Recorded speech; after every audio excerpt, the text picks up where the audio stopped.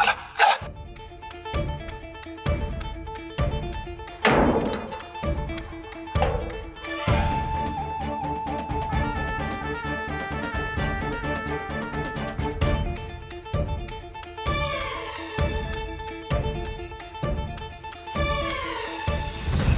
बाबू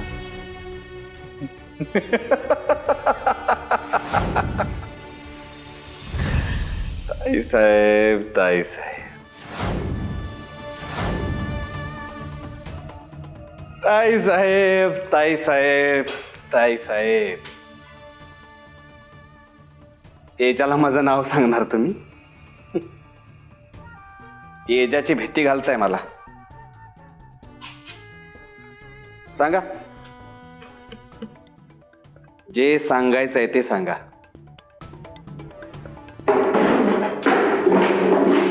गुरु काय तुम्हाला आज ओळखत नाही. मला माहिती आहे ना तुम्ही माझा काय हाल करणार होता. उगाच नाही पळून आलो मी तिथनं. मग काय पराक्रम केले?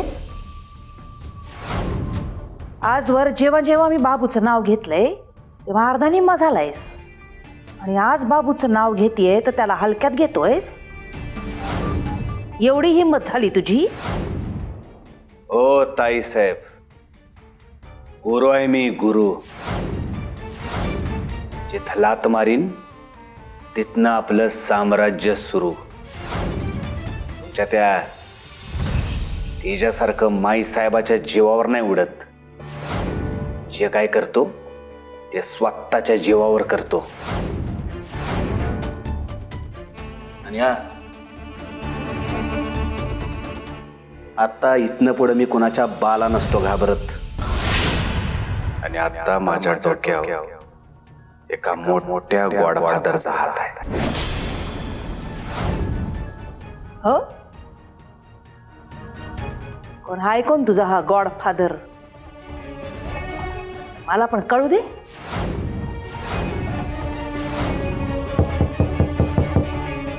होणार रे?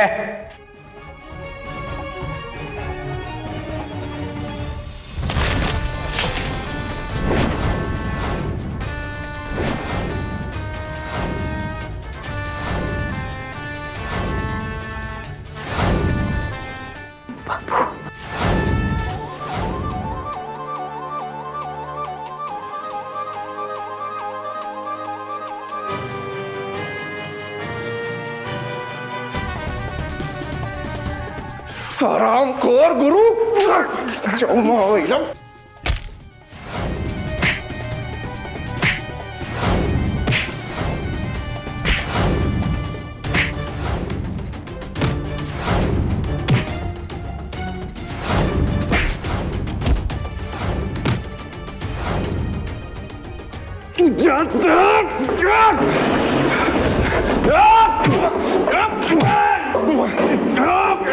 तुझ्या मार तुझ्या.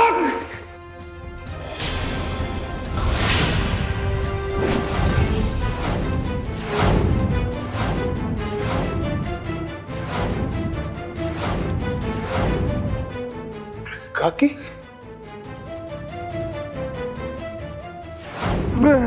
काकी तू इथं?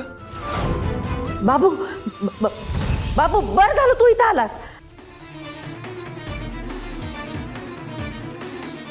अरे मला कळलं की हा गुरु इथं लपलाय, म्हणून मी इथं आले.